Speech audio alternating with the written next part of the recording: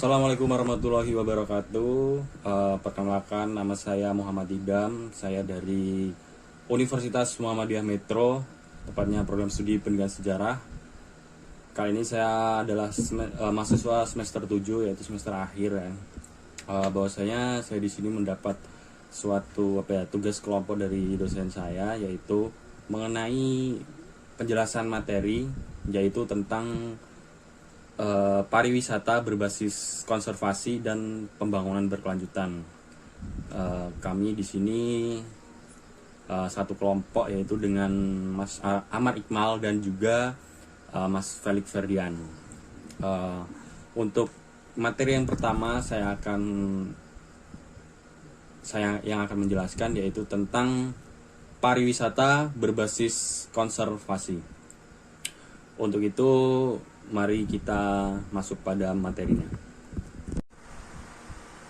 Ya, langsung saja. Untuk yang pertama adalah pariwisata berbasis konservasi. Jadi, apa itu pariwisata berbasis konservasi? Jadi, kita dengar istilah konservasi itu berkaitan dengan alam ya.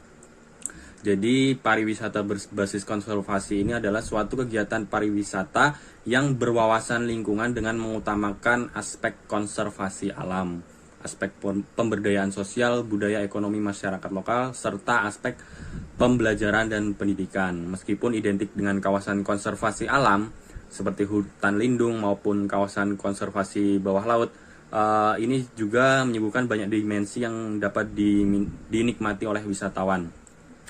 Jadi hal ini mendorong wisatawan untuk berlibur dengan rasa tanggung jawab untuk menjaga kawasan alam yang masih terjaga ekosistemnya yang jarang dijamah manusia. Kawasan tersebut biasanya berbasis konservasi dan berfokus untuk meminimalkan dampak negatif pariwisata serta menghargai kebudayaan serta masyarakat lokal di sekitarnya.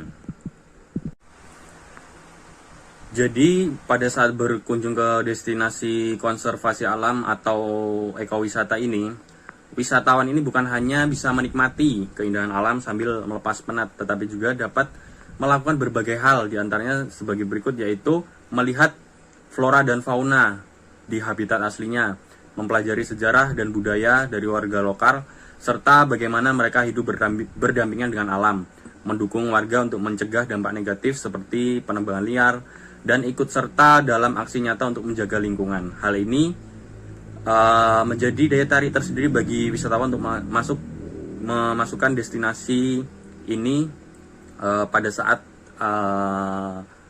rencana pariwisatanya tersebut. Dan di Indonesia sendiri ini dikenal memiliki kekayaan alam yang beragam. Terdapat sekali destinasi wisata yang berbasis konservasi ini yang dapat dieksplorasi oleh wisatawan apabila pandemi telah usai. Berikut ini adalah jenis destinasi wisata yang merupakan primadona dari turis lokal maupun mancanegara yang dapat ditemui saat berwisata. Yang pertama ini adalah hutan lindung dan kawasan konservasi alam.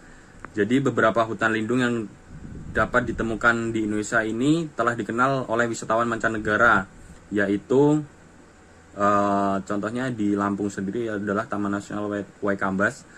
Di sana terdapat konservasi gajah dan flora fauna maupun banyak di sana terdapat suatu pariwisata yang berbasis konservasi. Jadi mungkin itu saja materi yang dapat saya sampaikan tentang pariwisata berbasis konservasi. Dan kelanjutannya akan dijelaskan oleh Mas Felix. Terima kasih.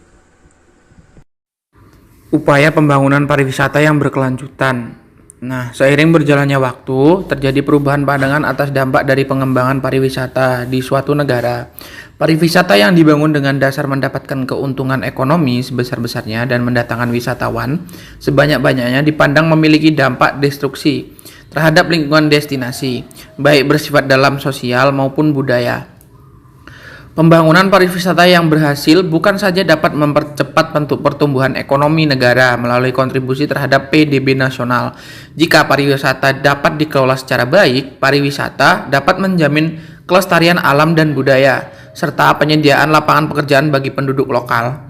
Untuk dalam pengembangan pariwisata perlu diterapkan konsep pembangunan yang dapat meminimalkan dampak negatifnya, yaitu melalui konsep pariwisata yang berkelanjutan. Nah, apakah yang dimaksud dengan pariwisata yang berkelanjutan? World Tourism Organization atau WTO menyebutkan bahwa pariwisata berkelanjutan adalah tourism that takes full account of its current and future economic, social and environmental impacts and addressing the needs of visitor, of industry, the environment and host communities.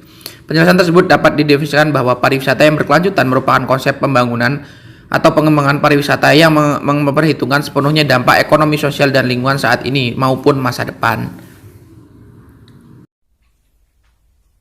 Nah, itu tadi adalah penjelasan tentang pariwisata berbasis konservasi dan pariwisata berkelanjutan ya. Nah, jadi kesimpulannya adalah bahwa pariwisata berbasis konservasi ini dia lebih identik dengan pariwisata yang memiliki basis lingkungan, budaya, atau kegiatan-kegiatan yang lebih cenderung kepada alam dan kehidupan sosial bermasyarakat. Nah, kemudian dari pariwisata berkelanjutan ini juga kita belajar bahwa pariwisata itu harus terus dikonsep, harus terus dikembangkan agar apa?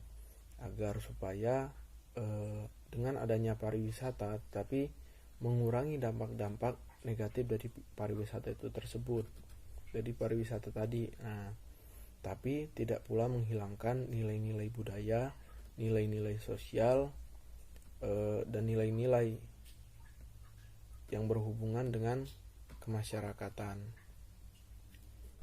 Nah, kemudian dari pariwisata ini juga kita akan banyak belajar baik itu tentang sejarah, tentang bagaimana saling memahami, tentang bagaimana budaya, dan tentang bagaimana bisa antara manusia, budaya, dan segala itu hidup saling berdampingan.